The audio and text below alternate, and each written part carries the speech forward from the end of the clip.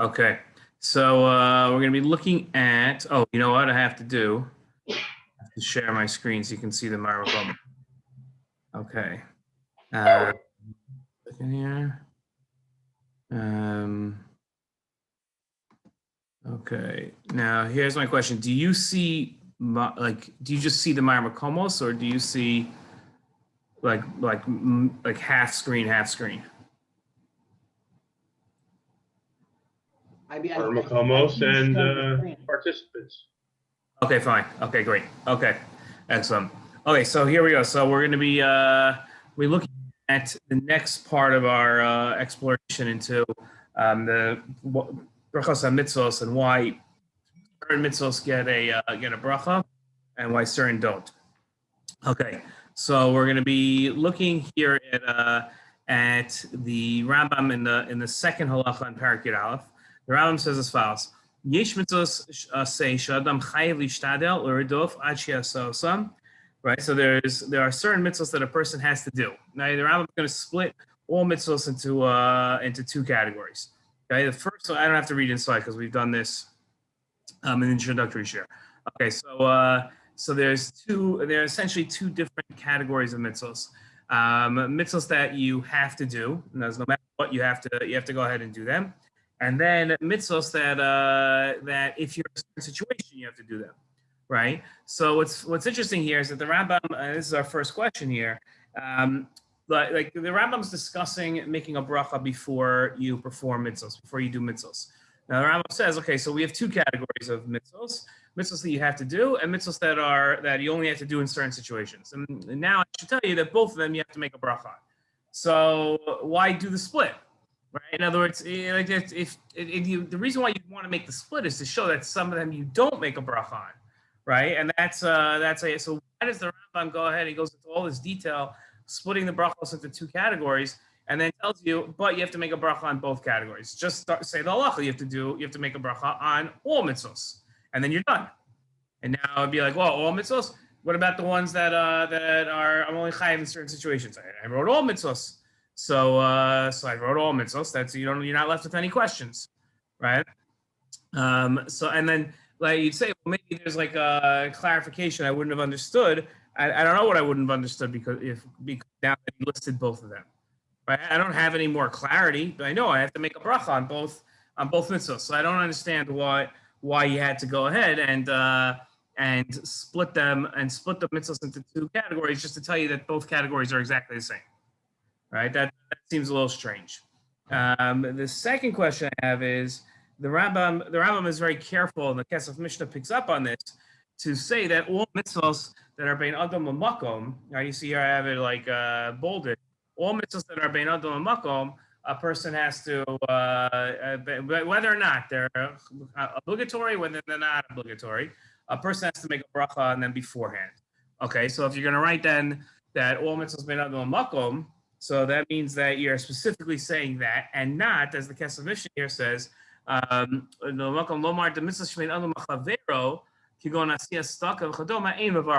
don't make a bracha on mitzvah bein adam lechavero.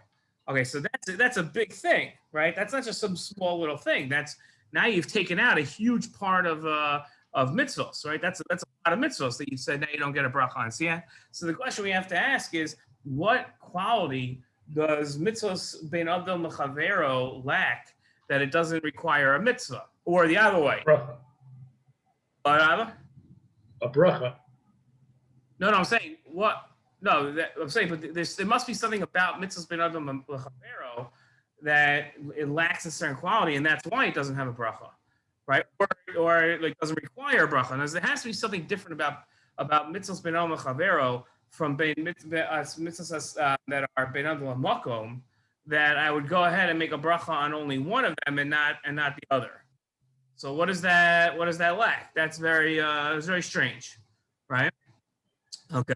So the Rashba though takes the Rambam is, by the way, is very comprehensive. If you like, it's very interesting because like the Rambam just simply says, listen, you're going to see certain mitzvahs have a bracha and certain ones don't. What's the common denominator between the ones that don't get a bracha? They're bein adam lechavero. All mitzvahs, and by the way, it works. if you go through, you gotta try to find a mitzvah that's Beit Din לחבירו that you make a brachah on. There isn't, right? So it's a very like comprehensive, very easy split to make. The Rashba takes the exact opposite approach here, and the Rashba says, he starts off by saying, right? They ask the Rashba, why is it that certain mitzvahs you don't make a brachah on, right? They ask him specifically, like, when you loan somebody money, so that's a positive command. It's one of the 613 mitzvos. So that's a mitzvah say. So why is it that we don't make a brachah before you do that? And when you go into court, right? So if I feel you owe me money, so I could beat you up for it, or I could go to court. Going to court is the mitzvah, right? So right, that's what you're supposed to do. So every time before I start a court trial, I should make a brachah. So and there is none that doesn't work either. So the Rashba says that it's a very complicated question, and all the Rishonim dealt with this, and we consider Rashba Rishon. He's talking about the people before him, so he's probably referring to earlier Rishonim and Gonim, and he says that there's not one principle that goes across the board. Right? There's not one principle that goes across the board. That the Rambam just gave one. Right? The Rambam just listed one. Very simple. Ben olam makom yes. Ben olam chavero no. Done. Right? It's so it's interesting that the Rashba didn't see that. The Rashba, and I don't mean he missed it. I'm saying that he didn't consider that like overarching rationale to be. So we have to ask the question why. Why didn't the Rashba just simply split it up like the Rambam, right? Simply say that that ben olam chavero yes, ben olam makom yes, ben olam chavero no. All right, so that's interesting. It's also interesting just to note. I don't know if I have anything like wise to say on this, but it's interesting to note that the Rashba doesn't have an overarching principle. Knows every single example. The Rashba goes through like 25 examples in this tshuva. Right, of mitzvos that don't have a brachah on them. So it's a fascinating methodology to say, okay, we've got to address every single one. There isn't like two of these that are similar. Each of these has their own rationale, their own reasoning. That's not the usual, consistency or what's the word I'm looking for, or like. I guess we borrow a word from last week's shiur, like symmetry that we have that we usually see in halacha. Right, in halacha you usually have it's like very neat. It's like ben olam chavero yes, ben olam makom yes, ben olam chavero no. That's how things usually are. There are overarching principles that cover many things. We don't usually have situations where you need to have example after example after example that are exceptions to the rules. Okay, so I chose five. I chose five different examples, and now each of these examples we essentially have the same exact question, right? Which is with the reasoning that the Rashba gives that you don't make a bracha. What is that telling us about Birchas Hamitzvos, right? That's really what we want to know, right? Each of these things, right, is telling us something new about Birchas Hamitzvos. So, for instance, the first one he gives is any mitzvah doesn't have an action to it. Right, so like Shemitah, right? Shemitah, when I forgive a loan on Shemitah's ksafim, not the Shemitah of the land. It happens at the same time, and they're related. But we're talking about now at the end of every 6 years, the Shemitah year, I have to forgive any loan that I have outstanding, right? So there's no brachah on that because there's no action. Okay, so that's telling us that there's something about Birchas Hamitzvos in the Rashba's view. That would only apply to an action, right? So that's another rule. Now we have a Birchas Hamitzvos. Because when the Rashba was done with his entire list, right, and you would say, okay, now let's put down the principles of what mitzvah gets a Birchas Hamitzvah and what doesn't. The Rambam's thing is going to be two principles, right? That's all it's going to have, and with maybe a few exceptions here or there, but generally two principles. The Rashba's list is going to be enormous, right? It's just going to be, there's going to be so many different rules about what requires a Birchas Hamitzvah that if the Rashba would ever give a shiur and a comprehensive view of Birchas Hamitzvah according to the Rashba, it's going to be very hard to find some overarching svara about the Rashba, right? About Birchas Hamitzvos according to the Rashba, right? That's what we usually do when we develop a svara is we examine a couple of facts, right? We come in with our own assumptions. This is more a methodological point than anything else. But we come in with our own assumptions. Then we find certain things in the halachas and the facts of what we're studying that doesn't meet up with our assumptions, which then creates a question in our minds, right? And then we study the facts and recognize most of the time that our question was faulty. It was based on an assumption that wasn't true. And what we come up with our answers are when we figure out, okay, I thought A, it's actually B, and now I understand why my question doesn't stand. But now that I understand it's B and not A, I have a new understanding of the subject matter. That's essentially what Talmud Torah is when it comes to lumdus, right? That's really what it is. You don't have a question on something unless you think the opposite way, right? Or else it doesn't develop a question. It just matches up with your assumptions. So questions in our minds are developed by problems that we have. Problems that we have are generally based on faulty assumptions, right? And that creates inconsistencies, and then we ask questions about the inconsistencies. That's what we're really trying to figure out is about the subject that we're studying, right? That's the way we do that is by asking questions and coming up with answers. So here, when it comes to the Rashba, we're going to have like his and then we try to come up with an overarching idea behind whatever subject that we're studying, and that we call svara. That's the rationale, right? That's what we're trying to explain. But when it comes to what a Birchas Hamitzvah is according to the Rashba, it's going to be very hard to come up with one explanation for a Birchas Hamitzvah, right? We had said in the first year, right? What was our idea of Birchas Hamitzvah? Our idea of Birchas Hamitzvah was that according to the Soloveitchik's understanding of the Rambam, it was a license to do a mitzvah, right? We need a license to do a mitzvah beforehand. And according to the Ritva, it was a verbal declaration that the action I'm about to do I'm doing for a mitzvah, not for secular purposes, right? Those were the two theories. And then we said, okay, what's the common denominator between the Rambam and the Ritva's approach? They both require some form of a declaration or an action or they require some sort of step before the mitzvos. And then we said, okay, why would you need that step before the mitzvos, right? In terms of something the Rambam and the Ritva would agree to. And what we came up with was this idea that you need to have a certain mindset when doing a mitzvah. According to the Ritva, the mindset that you have to have is that the action I'm about to do is a mitzvah. And according to the Rambam, the idea is that I have to recognize the fact that I'm not approaching this thing, just as a right. So right, and then we took those two together and said that that's really the idea of having Yiras Hashem when doing mitzvos, not in a like Musar type of way, but just like actually thinking of a Kadosh Baruch Hu when doing mitzvos. That's the idea, and therefore the opposite of that would be casual. So the Birchas Mitzvah avoids a casual approach to mitzvos. Okay, that's in essence like a 60-second review of the first year that we had, and that was our nature of Birchas Mitzvos. But now when you start throwing in all of the Rashba's facts, so now how does it work that we'd have to ask yourself is, okay, if that's our understanding for mitzvos, so according to the Rashba now, why is it that a mitzvah that doesn't have an action doesn't require me not to have a casual approach?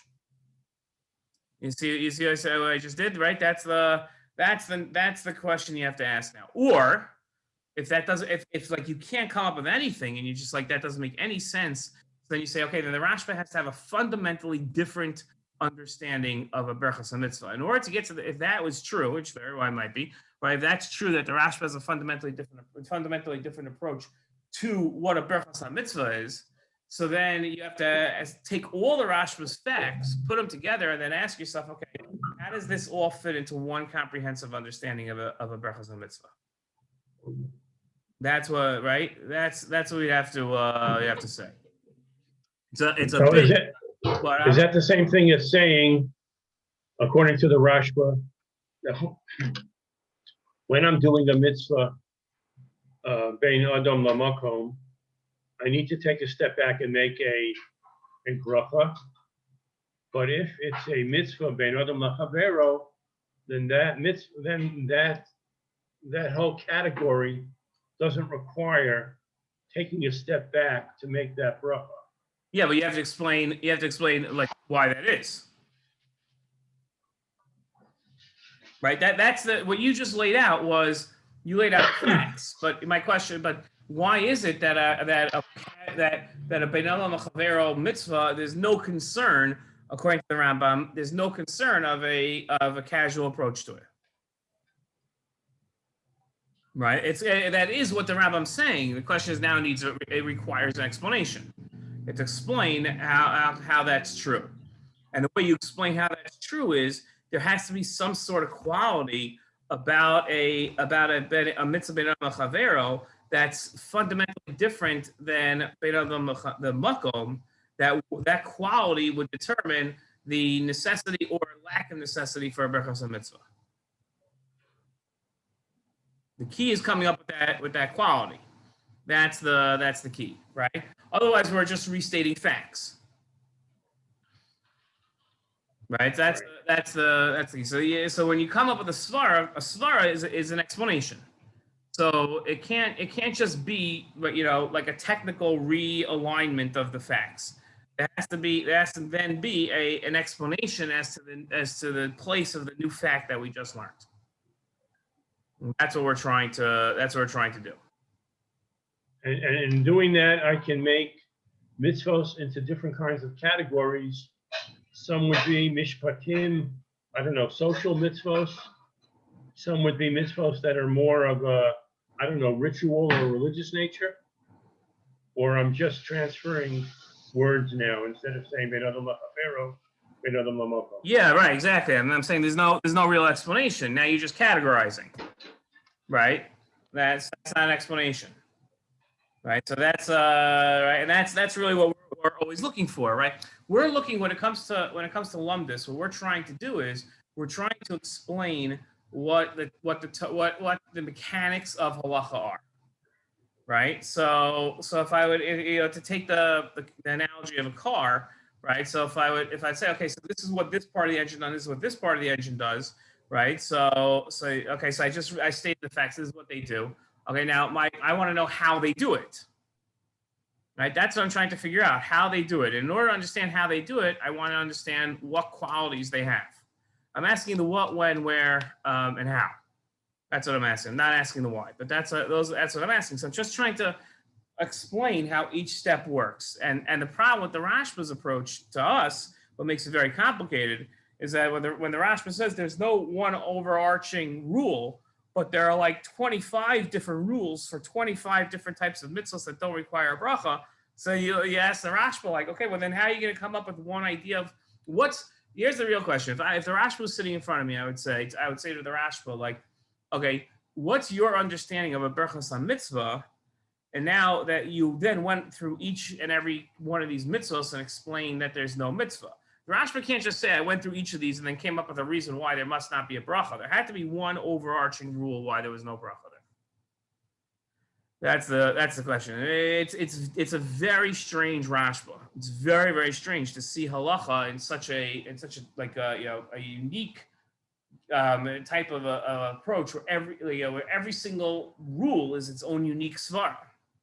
We tried very hard to avoid that, right? Because we were trying to come up with the cleanest, blocked svara. That's the idea. Okay, so the first thing the Rashba said was that there's a mitzvah that has no ma'isa, right? So that doesn't get a brachah. Okay, and the question becomes, why is it that a mitzvah that doesn't have what about a mitzvah that doesn't have an action doesn't require a brachas mitzvah? Okay. Then he said right? So if the mitzvah is dependent, if the fulfillment of the mitzvah is dependent on another individual, right? So like I give tzedakah to somebody, right? So if the ani rejects my tzedakah, right? So then I have to fulfill the mitzvah, right? So if I made a brachah, so then right, that's the famous joke with Kiddush Hashem. Right, that a Nazi puts a gun to a Jew's head and says, "That's it. Any last words? So the Jew says, "I last words. What's the last words should I make? Okay, I'm about to do a mitzvah of dying al Kiddush Hashem and make a brachah." So he says, "Brachah Hashem al Kiddush Hashem." And the Gentile, the Nazi, so taken by his fervor and devoutness he decides not to kill him, and the Jews say, yeah, brachah levatala, yeah, so that's like the famous joke. So that's a mitzvah that's dependent on somebody else, right? So so that doesn't get a bracha because the other person could say no, and then you run into a problem. Okay. V'chein davar shu masor lebeis din kegon cs hadidim, right? Anything that's given over to Beit Din. Beit Din doesn't require a Birchas mitzvah. V'chein kol mitzvah shehiba mitoch avera. Okay, so any mitzvah that comes from the performance of an avera. Okay, so that also, right? That's any mitzvah like that. So you wouldn't make a bracha on. V'chein matanas kahuna, right? And also the gifts that we have to give to a kohen, right? So whether it's challah or truma or parts of the korban, right? That also doesn't, right? And he says something very interesting. He says, "De'ein ha'Yisrael nosein mishalo, el Hashem yisbarach." This is like fascinating. I developed the whole hashkafa shiur off of this, right? That when you give tzedakah, so what am I doing? I'm giving some of my money to charity. But here, what he's saying is that you're not, when you give the gifts to the kohen, it's not your money. You just you're in charge of like transferring the money over, right? It's a fascinating approach to the matanas kuna, right? As taxes, right? So if the American government came to you and said, "We're not, you understand, we're not taking your money, right? What we're doing is that's our money, right? You are just holding on to it, and now it's your turn to give it to us, right? That's your responsibility now. So so you go to work, and let's say your tax rate is 25%. So the American government says that 25%, that was always ours. Your employer was simply giving you the money to give to us, right? So you handing over the money to us, so you're not actually doing anything. So therefore, there's no bracha, says the Rashba. Okay. One thing that before we begin help like answering our questions here, and then giving a svara and then answering, is that we have to be very wary of one thing, which is technical approaches. You could give a technical explanation to a lot of these. Okay, what I mean by that is, let's take the example of a brachah that's made by somebody else, right? So a brachah that so brachah that's done to somebody else. So the technical explanation, if you would ask most people, why is it that you can't make a bracha, you don't make a bracha on a mitzvah that's dependent on somebody else, right? Like tzedakah, we gave the example, I give it, and the person says, I don't want your money. So most explanations, I think 9 out of 10 explanations that people are going to give you are going to say there's a technical reason that you can't make the bracha, because if the other person rejects the fulfillment of the mitzvah, then you've made a bracha levatala. That's a technical answer, right? There's a technical rule within brachos that you have to avoid, which is a bracha levatala, right? So that's not an explanation as to why it doesn't get a mitzvah, it doesn't get a bracha. What that is simply doing is telling you there's a technical rule that you're violating. That's not the type of learning that we're trying to do here. What we're trying to do is give explanations as to originally why it's not fitting for it to have a mitzvah that's dependent on somebody else, why that's not fitting for it to have a bracha. You see the difference between those two approaches? Each of these things you could go through and come up with a technical reason, which is, I have to say, I would think, and there's nothing wrong with a technical approach, but you're not explaining, right? You're not explaining. You're just giving technicalities, right? So that's not an explanation. Well, or let me put it this way: it's not a conceptual explanation, right? What we're trying to understand is a conceptual approach to halacha. So that's that bringing a technicality as to what could possibly be wrong is not a conceptual explanation of halacha. That's what we're really trying to do here. Okay, so let's get a svar here. Okay, so what I want to say is in this area is that certain mitzvos don't require a bracha because the mitzvah themselves doesn't lend itself to a casual approach.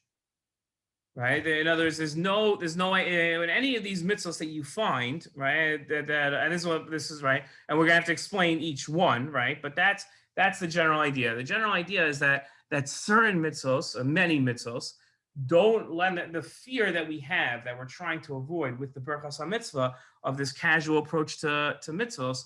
So a lot of mitzvos don't have that. Doesn't work. There wouldn't be that fear. And since we wouldn't have that fear, there's no reason to worry, and there's no reason to avoid it. That's the idea. Okay. So let's go one by one and explain them. Okay. Okay. So the first question that we had was why the Rambam splits a mitzvah that's an obligation, right? Why he splits the mitzvah that's an obligation and a mitzvah that is only obligatory in certain situations. Like if I build a house, then I'm obligated to put a mezuzah, but otherwise I don't have to. So why does the Rambam split them up and then say no? It doesn't matter because they both get a brachah, right? Why the necessity to split them up and then explain them otherwise? So what I want to say is that there's the only reason why the only reason why you ever have to mention any halacha whatsoever is because there's a havamina. You might think that that's not the halacha. Otherwise, it's obvious, right? So halachos are only stated, right? Laws. This is a general rule about all laws, right? How does a country, any system that comes up with laws, they don't state obvious laws.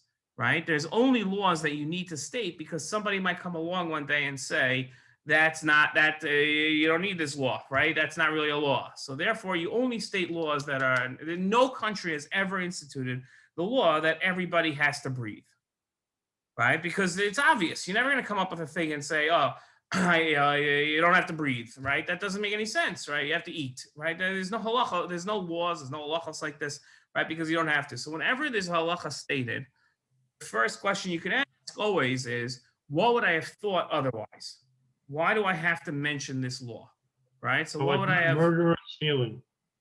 I might think that it's okay to murder. Maybe not willy-nilly, right? But maybe somebody insults me. I feel like for my own honor, my own dignity, I should kill them. And that's okay. Right? So stealing, I might say that in certain situations it's okay to steal. Right? If there's an imbalance of wealth in the world, and I want to strike a balance of wealth, so maybe I'm not going to steal from myself, but I'll take from the wealthy and I'll give to the poor because they need it more, right? So we're almost there. We're almost at that point, right? Where we're doing that, right? So that's so I have to say no. Your personal possessions are your possessions. You don't have a right to take somebody else's possessions. Okay. So. Okay, so why is it that so therefore when the Rambam splits the mitzvos into two categories and then and only for the reason to tell you that they both need a Birchas mitzvah, it has to be because the second category that he lists, there's a havamina, right? There's a thought that he doesn't have to that you don't have to make a brachah on that mitzvah, right? So that means that when you have something that's domel or rishus, right, when the Rambam says that it's similar to a to like almost it's optional, right? So mezuzah is it's not obligatory. It's only obligatory if I build a house. So there's a thought that I don't have to make a brachah on that. So why might I have, and therefore the Rambam has to state it. So why might I have thought that mitzvah that's like a mezuzah, makkah, things of that nature that are situational? Why might I have thought that I don't have to do it? So the answer is because a person, right? What we're trying to avoid again is the casual approach to mitzvos. But when a person, and this is my idea, that when a person willingly puts themselves into a situation where they have to do a mitzvah, they're not going to be approaching it casually. Right? In other words, when I have something obligatory every single day, I have to put on tefillin, I have to, or like not even every single day, but it's an obligation that I have to do. So therefore, there's a thought that I might go ahead and approach it. But when there's not an obligation where I'm putting myself in the obligation in the situation where I'm obligated to do it, so then at that point I'm not gonna have a casual approach to it because I've made a conscious decision to put myself in the situation where I have to go ahead and do it. That's the idea. I'm not saying it's the most convincing svara because it's dependent heavily on a person's psychology, but I think that right? And you can always argue like, oh no, maybe psychology is the opposite. But right, how do you definitively know what the psychological fear is? But I'm using it by process of elimination that I don't see any other way to explain it, and therefore that must be what Chazal's approach was. Okay. Rabbi, if there's no chance of it, you doing it in a casual nature, why would you be required to put a brachah in front of it? No, I might have thought that. Right. So the answer is that no, I'm not going to, because that was the Havamina. So you're saying that you could do it. You could do it in a casual nature. Right, you still could, yeah, 100%. Okay. All right, that's the Havamina. The Havamina, right. Sorry if I presented the Havamina in a convincing manner that became like the right. I was explaining it within the Havamina. Okay. So now, why is it that the Rambam says that you don't make the Rambam split between Beit Din LaChaviro and Beit Din LaMakom? Right? Why does he say you don't make a mitzvah on Beit Din LaChaviro? So Beit Din LaChaviro, what mitzvahs Beit Din LaChaviro? What are you trying to accomplish with a mitzvah that's Beit Din LaChaviro? Right? What you're trying to do is you're trying not the word isn't appease, but you're trying to I guess not appease, but please. You're trying to please or make somebody else in some sort of way happy or whatever the word is. You're trying to please somebody else. That's making a connection between two people. What? You're making a connection between the two people. Okay, right, fine. Develop a connection, a relationship. Okay, fine. There's very little risk of a casual approach to that, right? The need for a mat here, because there's a certain sense of already of a consciousness when I'm trying to please somebody else. So when I'm trying to please somebody else, there's a certain mindset already that takes me out of just my own selfish general like viewpoints that make me into this casual approach to things. And that's why mitzvahs Beit Din LaChaviro, according to the Rambam, wouldn't have it. Now the question is, why didn't the Rashba buy into that, right? So the answer is that the Rashba has to feel completely differently. The Rashba has to feel that no, right? Just like a mitzvah Beit Din LaMakom is simply an action, right? That I'm then doing this action in a mitzvah way. There's nothing about the action that screams mitzvah, right? So according to right, like in terms of when it comes to I'm trying to explain there's nothing like a sukkah, so like sitting in a sukkah. There's nothing that says, right, if the sukkah is your porch and it's nice out, there's nothing that says that this is for sure a mitzvah. So the Rashi would say, why doesn't that same thing apply to a mitzvah Beit Din LaChaviro, right? So I'm giving my friend the loan. So who's to say I'm giving my friend the loan because it's a mitzvah, right? I'm giving my friend a loan because he asked me for some money, right? So that's that doesn't mean, right? So what would be I don't want to go back and forth, right? But what would be the Rambam's answer to that? The Rambam's answer to that would be, but as opposed to the sukkah, right? We're sitting in a sukkah. It's a natural thing for a person to sit and relax in good weather, right? It's not natural for a person to give up themselves to others. So what's the only reason why I'm loaning money is that it's not an action like relaxing outside in good weather. That's by definition. The only reason why I'm doing that is because I want to do a mitzvah, right? Because the Torah obligates me to loan money. It's not natural to give money to other people, right? That doesn't make sense. It's my money. I'm not going to give it to you, right? So the only reason why I give it to you is because the Rambam says that's because the Kadosh Baruch Hu says that I have to, right? That's the idea. Okay. Okay. So let's go through the Rashba's explanations now. So the Rashba had said that when it comes to a mitzvah that doesn't involve action, so then no brachas is said, right? So if there's no action, right, there's nothing to really there's no demonstration of lack of casuality, right? I'm not doing anything, right? There's literally nothing that I'm doing. So what am I being casual about? Right. When I like the Rashba's example was releasing somebody from a loan. Right. I forgive all loans. Right. So what am I being casual about? I'm just not collecting a loan now. There's no ceremony. There's no like your loans are now forgiven, right? I don't have to announce it or anything. It just happened. I'm just not allowed to collect the loan anymore, right? So I don't even have to say to myself, I forgive the loan. It's just it. It's just if I keep records of the loans, then I know those records I can't go into anymore. So there's nothing to be casual about, right? So since there's nothing to be casual about, there's no necessity for a declaration to avoid being casual. Okay. The second thing we saw is the mitzvah that's dependent on other people, right?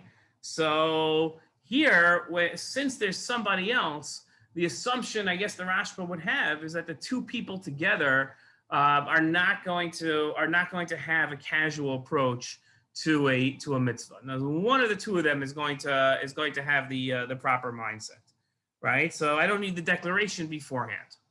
That's how to explain to the Rashba. Beit Din doesn't require it because this is an individual obligation, right? Beit Din doesn't have this need for Yiras Shamayim. Beit Din's an institution. It's not a person, right? So Beit Din isn't commanded in Yiras Shamayim that we, or Yiras Hashem, that it has to have a declaration. So it wouldn't make any sense to require a declaration of Beit Din beforehand, because okay, let's put it this way, put it into better terms. There needs to be a consciousness in order to avoid a casual approach to mitzvos. Beit Din doesn't have a consciousness. There's no such thing, right? So therefore, it doesn't make any sense to say Beit Din now needs a matir. Okay, this next category is absolutely fascinating. Okay, we have a concept, and I'm not sure how much I went into this in the introductory shiur. I have a feeling I didn't go into it that much. But when we have a concept of a mitzvah ba'avera, right, which is that if I do a mitzvah by way of a sin, the mitzvah, I haven't fulfilled the mitzvah, right? So if I steal a lulav and wave the lulav, so then I haven't fulfilled the mitzvah of lulav, because the only way I was able to fulfill the mitzvah was through the theft, right? That's one idea. Okay. That's not what the Rashba is talking about. Look what the Rashba says here, okay? And then we have then we have one other idea when it comes to a mitzvah, brachah, Birchas hana, right? When a brachah, not Birchas mitzvah, but a brachah on food, right? So the question is, do I make a brachah on brachah that's on a mitzvah? Do I make a Birchas hana on eating something that also was forbidden? Okay. So taking those two things into account and seeing how they apply here. Look at this Gemara in Sanhedrin here in source number 4. It says, I steal some wheat, the tachna, and then I grind it, the afa, I bake it, the hifresh and I take challah. Ketzad mavarech, right? So how do I make a bracha now? So the Gemara says, Ein ze mavarech l'manayitz. That's not a bracha. That's like chutzpah. Right, and the Rambam in source number 5 paskins that, but you don't make a bracha, right? He says like straight out, like he understands the Gemara is to be saying that you don't make a bracha. How could you make a bracha on something that you stole, right? The Ravid though disagrees with him, and the Ravid goes ahead and says that no, anytime that you have a mitzvah, that you have a food that you get benefit from, so you have to make a bracha on it, right? Because you got the what's a bracha stem from? A bracha sana, from the fact that you got benefit.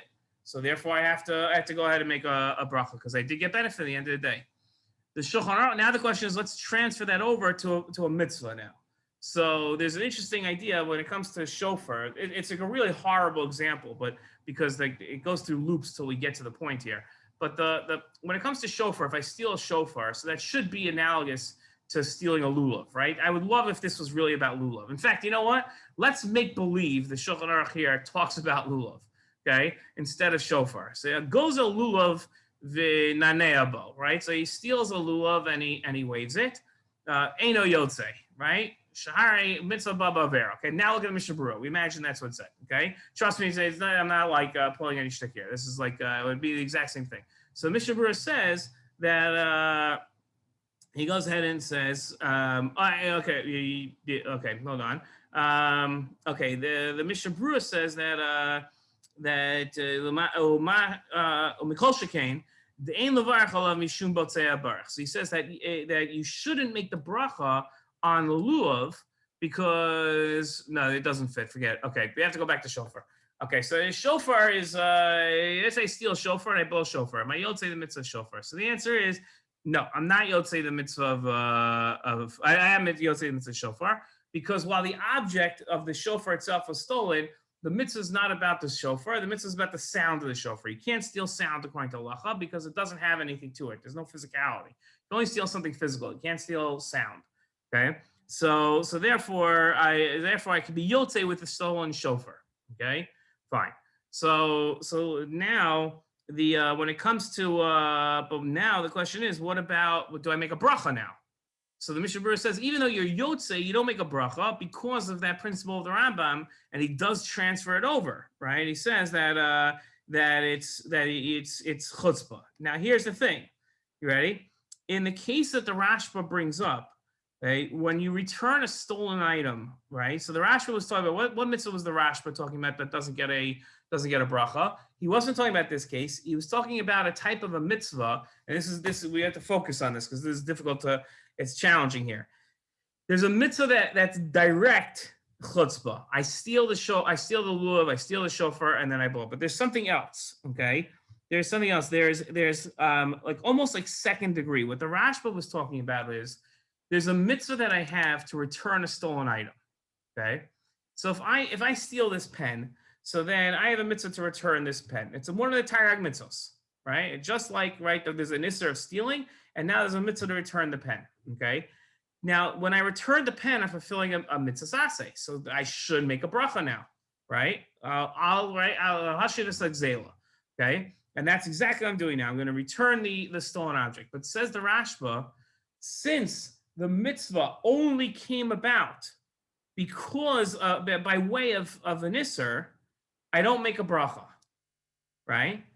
But it's not that I stole the pen and therefore now I'm going to do a mitzvah, right? It's like second degree, right? You see how it's like second degree? Because it's not that the mitzvah was directly brought about through an issur. It's just that it's only I'm in the situation where I'm able to do the mitzvah because I did an issur. So that's different than just regular. I take a little different approach than the Mishnah Berurah, right? That's different than simple chutzpah, menaitz, right? That's different because it's second degree here. It's not that the object was fulfilling the mitzvah by way of an issur, right? I'm fulfilling the mitzvah to correct an issur, and therefore, right, that's something that I want to call like second degree menaitz, right? And that's a huge chiddush on the Rashba's part. That the Rashba is looking at second degree as a similar way as first degree, right? And therefore, right, why? So now says the Rashba, okay, when the mitzvah is only brought about by way of an issur, so then I don't make a bracha, right? Why? Because it's like this. What's the word? It's give me 1 second here. I don't even know the word I'm looking for. It would be odd to say when it came to a mitzvah brought about by an issur, that now what I have to do is I have to have a certain lack of casuality and yiras Hashem to fulfilling this mitzvah. The whole mitzvah is brought about because I'm trying to correct the issur. So it's impossible that I have a casual approach to this. How can I have a casual approach to something that the only reason why I'm doing this is because I went about with an issur beforehand. I had an issur. So it wouldn't make any sense, right? That's the idea. Okay. What about the last thing that we have? The gifts that are the matanas kahuna, right? That doesn't get a bracha. Okay. So the Rashba made a differentiation between, let's say, like a tzedakah, right, where I'm giving my money to charity, and giving, let's say, the first of my my cows, right, the first cow that's born to a mother cow that I give to the Kohen. So there's a difference. Okay, when it's a person's money, there's a need for a matir because the money is going through a change in its chalos, in its status of ownership. Right? It's going from me, it was my money, and now I'm giving it to the poor person, right? I'm changing the status. And therefore, that change of status, which is generated by me, requires me to have a certain level of Yiras Hashem, a certain level of consciousness when I do it. But when it comes to Matanas Kahuna, says the Rashba, I'm not doing anything. There's no actual like Maisa Mitzvah. All I'm doing is simply transferring it over. I'm just giving it over to the. It wasn't mine. There's no transfer of chalos here. The money wasn't. The cow wasn't mine when it was born, and it's not. It's not mine now that it's in my stables until I hand it over to the Kohen. It's just, so there's no reason to have a level of consciousness here because I'm not actually doing anything. Is it a mitzvah? Yeah, it is a mitzvah because I have to actually do it. I have to make the transfer. But I'm merely a custodian here over this money. That's the idea. So therefore, it doesn't require a level of cashless. Okay, just to keep in mind before we end here that this was like I only picked the first 5 of the Rashba because we'd be here for weeks if we went through each of the Rashba's things. But just to keep in mind, also to recognize the fact of like how long it must have taken the Rashba to go ahead and do these things, right? It's like it's an amazing thing, right? Like we just spent 15 minutes on each of the Rashba's things. So imagine how long it took the Rashba to come up with this, right? We're just explaining it with a heads up. Okay, next week we'll go on to the. I'm hoping that we'll maybe I don't know. We'll see. Maybe we do the next 2 portions. Okay, I'll send the introductory shiur later on. Okay, have a great week, everybody.